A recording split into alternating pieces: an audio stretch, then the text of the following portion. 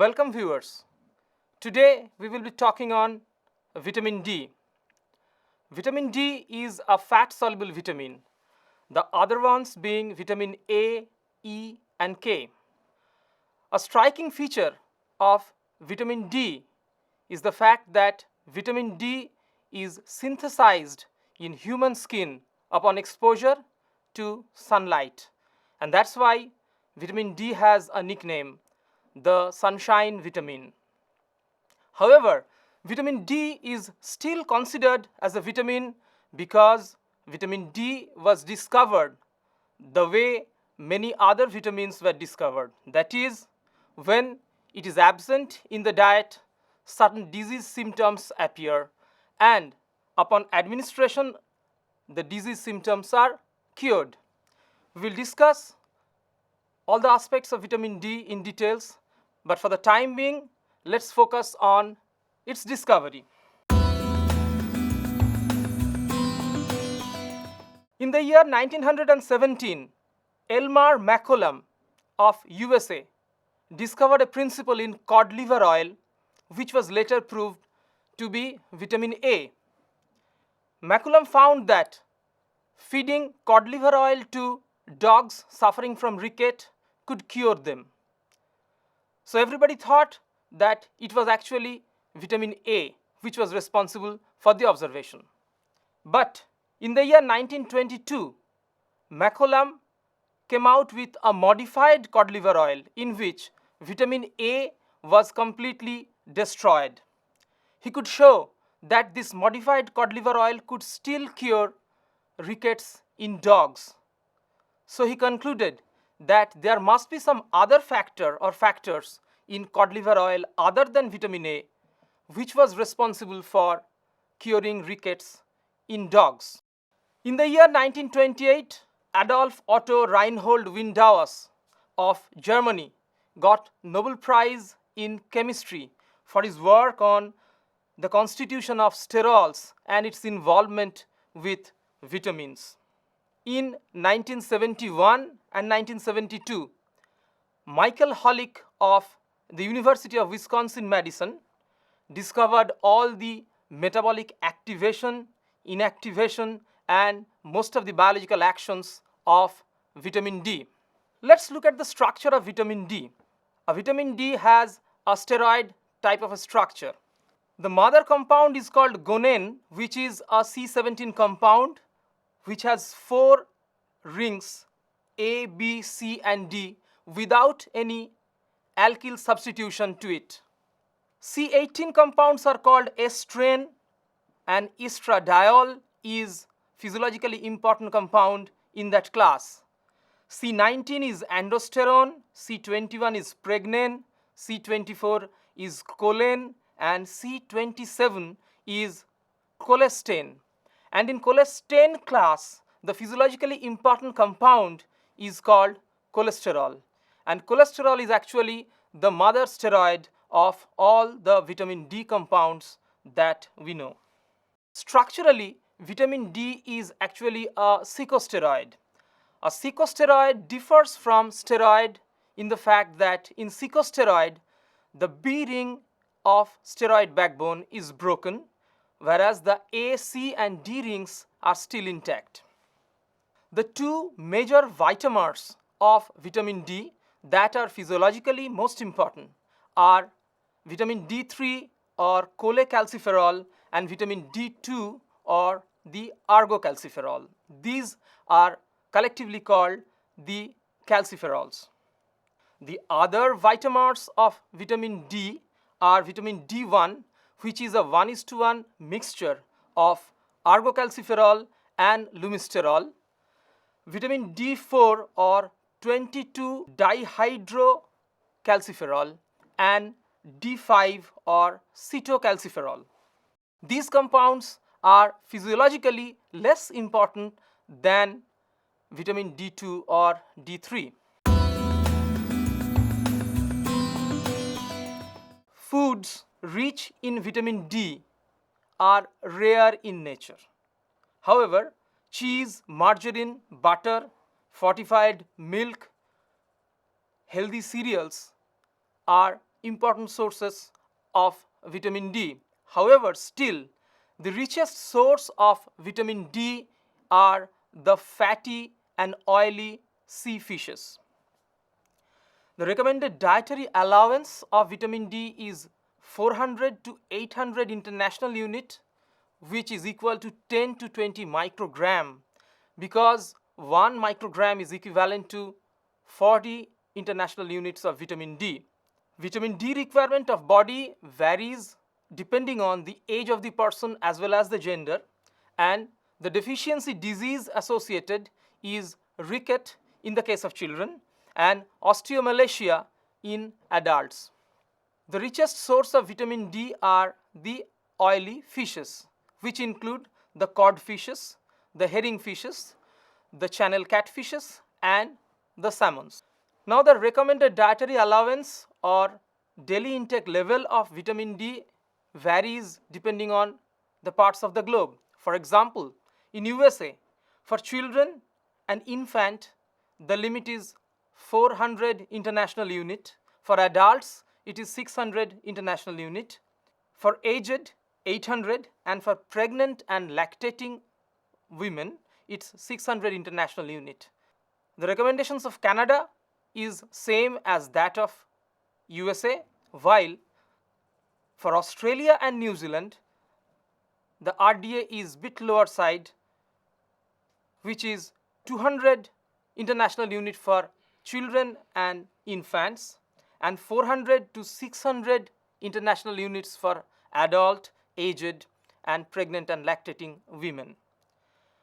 In India, the recommendations are a little bit higher because in India, the staple food is mostly carbohydrate based, which is very poor in vitamin D content, and it has been seen all over the world that ricket is profoundly present in the developing countries. That's why in India, RDA is 500 international unit for infant and children, and for adult it is 500 to 800 international units, and for pregnant and lactating mothers it is 1000 international unit.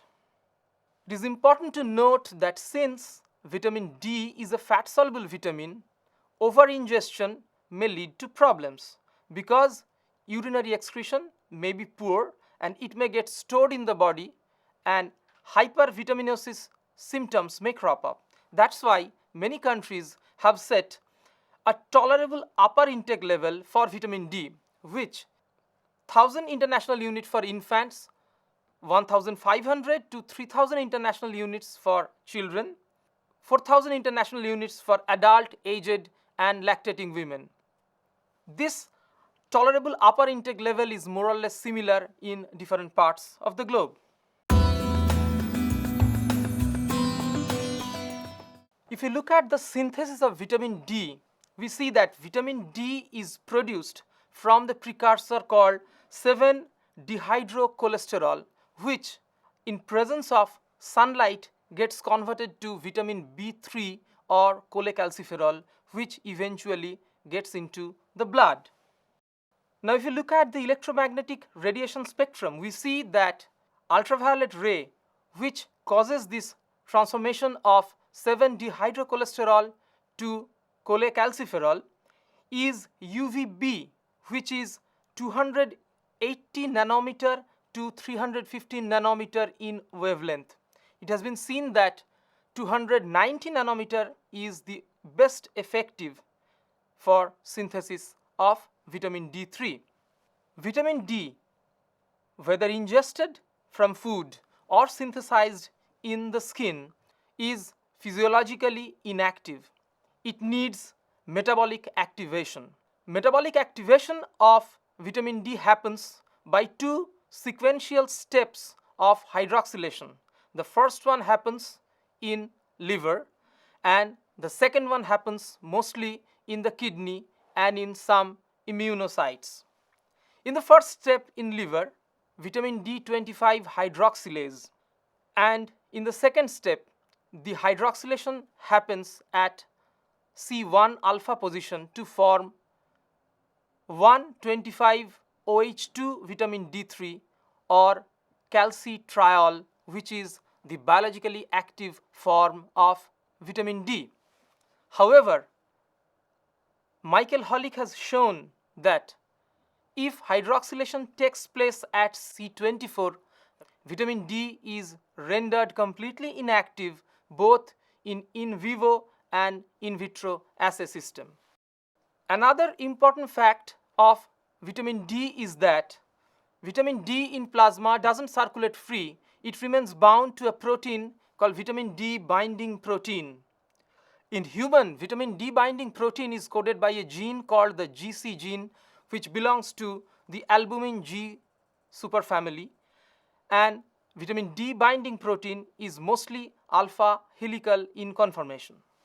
So to summarize the metabolic activation and inactivation steps, I reiterate that vitamin D is either synthesized in the skin as cholecalciferol or ingested through food, becomes bound to vitamin D binding protein in the plasma, which eventually gets into the liver to become 25 hydroxy vitamin D3, which once again comes back to plasma and reaches the target tissues like the kidney or the immunocytes or in the brain or in the prostate gland to produce 1,25 dihydroxy vitamin D3 or calcitriol, which is the metabolically active form of vitamin D. The deficiency disease associated with vitamin D is ricket in case of children and osteomalacia in case of adults. You can see these are some of the bone deformities that are produced because of rickets. In rickets, because of low calcium content of the bones could not bear the weight of a growing baby. Hence, these deformities take place. In the case of osteomalacia, which is characterized by low bone mass and structural deterioration, since vitamin D is involved with the normal homeostasis of calcium and maintains a equilibrium between serum calcium and bone calcium, in absence of vitamin D, there is significant loss of calcium and phosphate from the bones, and the bones become softer and fragile. So the characteristic features of osteomalacia are the defective bone mineralization, porous bones, the bones become more fragile, and there can be structural deterioration and quality of the bones. Over the last 20 or more years, lots of researchers have claimed many functions or effects of vitamin D. However, much more research is needed in this field to confirm these effects of vitamin D. However, in this class today, we have divided the functions of vitamin D into its classical function as well as its non-classical functions. The classical functions of vitamin D is its role as a hormone to maintain the calcium balance and homeostasis of the body and its role in bone metabolism. And the non-classical function of vitamin D includes its immunomodulation role, its involvement with heart and cardiovascular system, glucose metabolism, multiple sclerosis, its involvement with cancer and cellular growth and differentiation, as well as the mental health. Molecular role of vitamin D is to act as a hormone.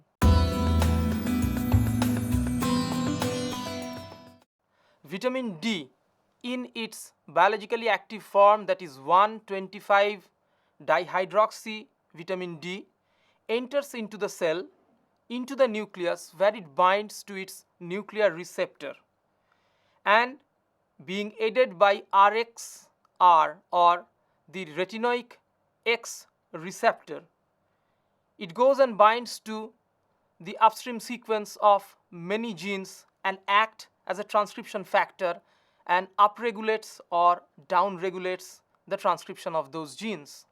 So all the biological actions of vitamin D are mediated through its action as hormones.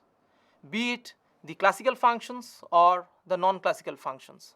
For example, for the classical functions, it increases the calcium uptake simply by increasing the transcription of the receptors that are involved in calcium uptake in the intestine.